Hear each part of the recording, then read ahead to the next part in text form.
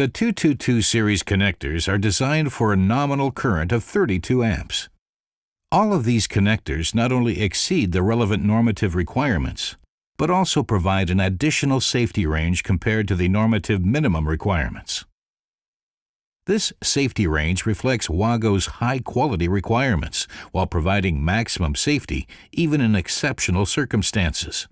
For example, even in the case of an invalid overload of several times the nominal current, the connector's functionality is provided beyond the stability of other equipment. In the event of a failure of more than 3 times the nominal current, the conductor insulation melts and the wire starts glowing. This is not the case for WAGO's 222 series splicing connector. Both the connector's electrical functionality and housing insulation remain intact. The connector housing will only melt after a prolonged overload and will eventually drop off the contact. The contact is still intact and the wires remain securely connected.